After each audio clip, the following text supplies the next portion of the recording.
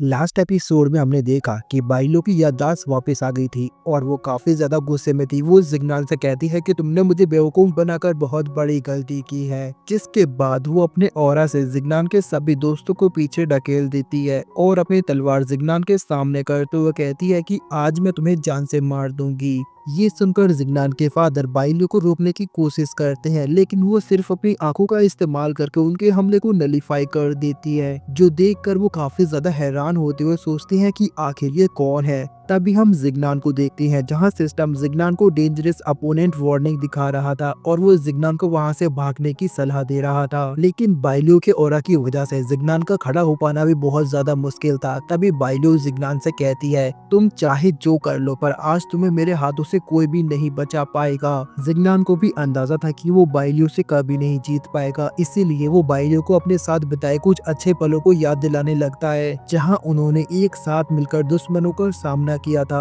और जंगल में एडवेंचर किया था। ये सब याद करके बाइलो अपनी तलवार हटा लेती है, लेकिन अभी भी वो काफी ज्यादा गुस्से में थी। जिग्नान बाइलो का हाथ पकड़कर उसे यकीन दिलाता है कि उसने उसके साथ कुछ भी बुरा नहीं किया है और वो कहता है कि मैं तो सिर्फ इतना चाहता हूँ कि हम हमेशा साथ रहें। ये सुनकर बाइलो उसे एक जोरदार चाटा मारते हुए कहती है कि अगर तुम दोबारा मेरे सामने आए तो वो तुम्हारी जिंदगी की आखिरी गलती होगी। इतना कहते ही बाइलो वहाँ से चली जाती है, जिसके बाद उन सभी पर से बाइलो का ऑरा हट जाता है। लेडी एम्बर खुद को संभालते हुए कहती है कि मैंने पहले कभी इस तरह की पावर महसूस नहीं की थी। सच में इस दुनिया में अभी भी बहुत कुछ ऐसा है जिसके बारे में मुझे पता नहीं। तभी डेविल बाहर आकर जिग्नान को बताता है कि सिल्वर एम्बर इंसिन गॉड के समय से ही काफी ज्यादा पावरफुल है। अगर वो चाहती तो यहाँ मौजूद सभी को वो काफी आसानी से मार सकती थी, पर तुम लकी हो उसने तुम्हें छोड़ दिया। इसके बाद जिग्नान अपने सभी दोस्तों के साथ अंडरवर्ल्ड से बाहर जाने लगता है, लेकिन जाने से पहले वो चैंटियन को बताता है कि मैंने यहाँ पर जितने भी क्लैंस को जीता है, आज से तुम उन सभी क्लैंस के मास्टर हो और मेरी गैर मौजूदगी में तुम उन सभी का ख्याल रखना। ये सुनकर चैंटियन जिग्नान को ग्रीट करते हुए कहता है कि मास्टर आप फिक्र ना करें, आप जैसा चाहते हैं वैसा ही होगा। तभी हम जिग्नान को देखते हैं जो कह रहा था कि मुझे जल्द से जल्द 10,000 डीमन सेट पर जाकर हमला करना है और उस पर कब्जा करना है ताकि मैं अपनी माँ को बचा सकूं। ये सुनकर लॉर्ड जियांग जिग्नान को बताते हैं कि 10,000 डीमन सेट इतना भी कमजोर नहीं जितना तुम उसे समझते हो। अगर ऐसा होता तो मैं कब का तुम्हारी माँ को बचा लेता।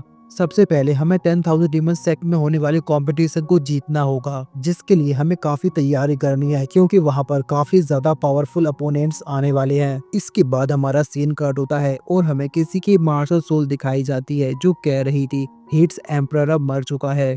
तभी हमारा सीन कट होता है और हमें अरोरा आइलैंड पर तान्या और उसके फादर को दिखाया जाता है, जो कि जिंगनान और मिस जोई के अंडरवर्ल्ड से बाहर आने का इंतजार कर रहे थे। तभी तान्या के फादर का ऑरा बढ़ जाता है, जो देखकर तान्या कहती है लगता है सी गॉडेस करीब ही है। तभी हम युवान को देखते हैं, अचानक ही उसका भी ऑरा बढ़ जाता है, उसे भी महसूस होता है कि सी गॉडेस बस बाहर आने वाली है। तभी अंडरवर्ल्ड का दरवाजा ओपन होता है, जहां से कल्टिवेटर्स के साथ कई सारे डीमंस भी छुपकर बाहर निकलने की कोशिश कर रहे थे। लेकिन तभी जिग्नान अपने सभी दोस्तों के साथ वहां पहुंच जाता है और उन सभी के बीच फाइट शुरू हो जाती है, जहां वो सभी लोग एक एक करके उन सभी डीमंस को मार कर वापस अंडरवर्ल्ड भेज देते हैं। तभी मिस जोई सी गॉड टेम्पल को समन करके अंडरवर्ल्ड से बाहर आने का दरवाजा बंद कर देती है, जिसके बाद मिस जोई वहाँ सभी गार्डियन बीस्ट को समन करती है और बचे हुए सभी डीमंस को ढूंढ कर मारने का ऑर्डर देती है। जिसके बाद हम देखते हैं कि एयरलेस सी में मौजूद सभी ट्राइब्स के लीडर मिस जोई से मिलने आए थे और वो सभी मिस जोई को ग्रीट करते हैं। उन्हें देखकर मिस जोई कहती है इन सभी को प्रोटेक्ट करना मेरी जिम्मेदारी है, लेकिन अभी तक मैं सी गॉड की पावर्स को पूरी तरह नहीं समझी हूँ और न ही उन्हें इस्तेमाल कर सकती हूँ, इसलिए मुझे कुछ समय के लिए सी गॉड टेम्पल में प्रैक्टिस करनी होगी ताकि मैं भी तुम्हारी माँ को बचाने में तुम्हारी मदद कर सकूँ। इसलिए हमें कुछ समय के लिए अलग होना होगा। इसके बाद वो जिंगनान को एक वाटर पर्ल देती है और उसे बताती है कि इसकी मदद से हम जब चाहे आपस में बात कर सकते हैं। जिंगनान उसे लेता है, जिसके बाद मिस जुई उसके गले लगते हुए कहती है कि मुझे यकीन है जब हम दोबारा मिलेंगे तो हम दोनों ही काफी स्ट्रांग हो चुके होंगे। जिसके बाद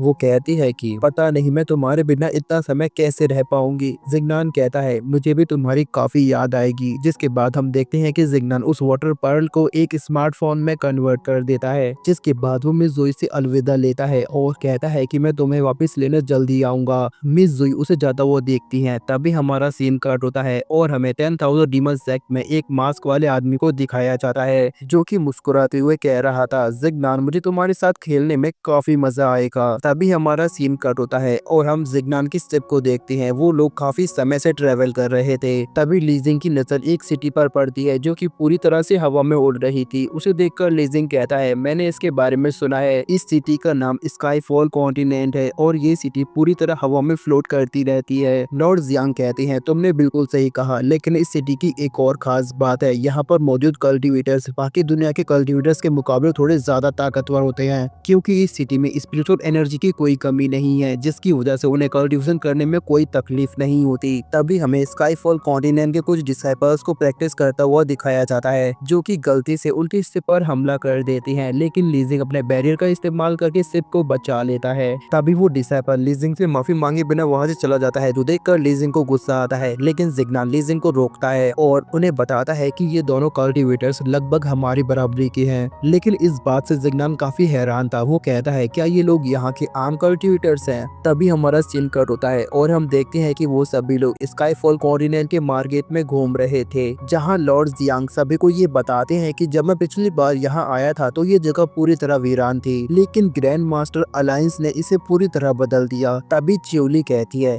हाँ मैंने भी अपने अंकल से इसके बारे में सुना है। ग्रैंड मास्टर अलायंस में नेबुलो कॉन्टिनेंट के सभी स्ट्रॉन्ग ट्राइब्स के लीडर मौजूद हैं और वे हर 30 साल में फॉलिंग डस्ट कॉन्फ्रेंस रखते हैं। ये सुनकर जिग्नान कहता है, फॉलिंग डस्ट कॉन्फ्रेंस ये क्या चीज है? तभी वही डिसाइपल जिसने गलती से उनकी शिप पर हमला किया था वो वहाँ से गुजरता है और वो जिग्नान की बात सुनकर कहता है, क्या तुम्हें सच में इसके बारे में नहीं पता? फॉलिंग डस्ट कॉन्फ्रेंस एक तरह का बैटल अरीना है जहाँ नेबुलो कॉन्टिनेंट के सभी डिसाइपल्स अपनी स्ट्रेंथ दिखाने आते हैं। क्योंकि ये कंपटीशन हर 30 साल में होता है, इसलिए ग्रैंड मास्टर अलायंस इसे जीतने वाले को काफी बड़ा इनाम भी देते हैं। इतना बताकर वो डिसाइपल वहाँ से आगे निकल जाता है। तभी हम जिग्नान को देखते हैं जो कि इस कंपटीशन में पार्टिसिपेट करने की सोच रहा था और वो लीजिंग से कहता है कि बड़े भाई चलो हम भी इस कंपटीशन में पार्टिसिपेट करते हैं और इन्हें दिखाते हैं कि बॉस कौन है। उसकी बात सुनकर लॉर्ड जियांग कहते हैं, बकवास मत करो, इस कंपटीशन में पार्टिसिपेट करने से हमारा कोई फायदा नहीं होने वाला और वैसे भी इस कंपटीशन में लक का बहुत बड़ा रोल है, अगर तुम लकी नहीं हो तो तुम पहले ही राउंड में बाहर हो जाओगी। जिग्नान अपने फादर को कन्विंस करने की कोशिश करता है, लेकिन लॉर्ड जियांग उसे साफ मना कर देते हैं और वो जिग्नान से कहते हैं कि मैं यहाँ किसी वजह से आया हूँ, ऐसी कोई हरकत मत करना जिससे लोगों की नजर हम पर पड़े। जिसके बाद वो जिग्नान को वहीं पर छोड़कर आगे निकल जाते हैं। जिग्नान लीजिंग से कहता है, बड़े भाई देखो इस तरह का मौका हर बार नहीं मिलता, क्योंकि हम लोग यहाँ सही वक्त पर पहुंचे हैं, इसलिए मैं एक बार फॉलिंग डस्ट कॉन्फ्रेंस का हिस्सा बनना चाहता हूँ। भले ही हम लोग इसमें फर्स्ट या सेकंड प्लेस पर ना आए, लेकिन मुझे जानना है कि यहाँ के कल्टीवेटर्स कितने स्ट्रॉन्ग हो सकते हैं। जिग्नान के इतना कहने पर लीजिंग को उसकी बात माननी पड़ती है, जिसके बाद वो सभी लोग कॉन्फ्रेंस हॉल की तरफ आगे बढ़ते हैं। तभी हमारा सीन कट होता है और हम एक लियांग नाम के शख्स को देखते हैं, जिसे देखकर कुछ लड़कियां कह रही थी